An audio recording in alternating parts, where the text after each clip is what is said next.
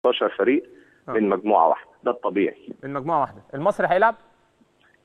ما انا بقول لك حتى الان ما عندناش حاجه تقول لا.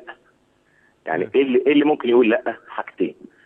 اول حاجه ان مثلا نيجي اعتذار من مجلس اداره النادي المصري ويجتمع مجلس اداره الاتحاد، هل الظروف يقدرها الاتحاد او لا؟ دي نمره واحد. نمره اثنين ان يجي القرار من المحكمه الفدراليه بعكس القرار السابق او يخالف القرار السابق من المحكمه الرياضيه الدوليه. هم دول السببين اللي خلونا نقول لا. طيب. لكن غير كده ما عندناش حاجه تقول لا. طيب اخيرا عمليا ده الكلام النظري الورقي. تمام. اخيرا يا كابتن، يعني كل الناس قلقانه ان الدوري ما يكملش، كل الناس قلقانه ان ما يبقاش فيه لينك او اتصال مع الداخليه. النهارده لجنه مسابقات طلعت بيان، الاستاذ مازن مرزوق طلع بيان للداخليه ان الداخليه لازم تساند الاتحاد علشان المباريات تكمل. هل الاتحاد المفروض برضو يبقى ليه دور؟ هل يحصل اتصالات مع الداخليه؟ هل الوقت الراهن مش سامح بكده؟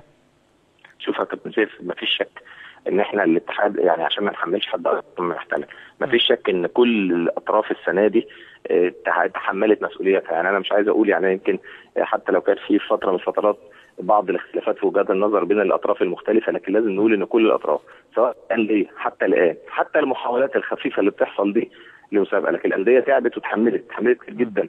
النادي النهارده بيطلع تقول له هتروح تلعب في الجونه بيروح، بتروح تلعب مش عارف فين بيروح. طبيعي جدا يحصل بعض يعني حاجات على جنب، لكن الانديه اتحملت كتير جدا.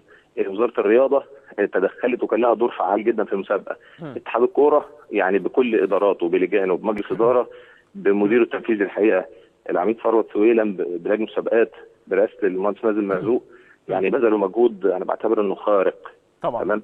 لكن برضه لازم ناكد ان الامن طبعا الامانه العامه وزاره الدفاع وملاعب الجيش اللي اتفتحت للمسابقه وهي اللي ما كانتش المسابقه دي تنجح، لازم نقول ان الامن تعب كتير جدا والامن عنده ما يكفيه من مشاكل.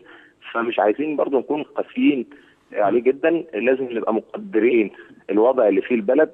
يمكن يكون في ناس عندها استعدادات وعارفه ان في اوضاع واحداث صعبه جدا على الامن، لكن في كل الاحوال الامن مشكورا حتى الان.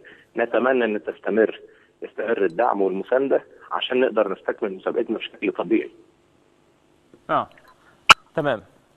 ماشي. يعني يا كابتن من الحقيقه بشكر حضرتك، طولت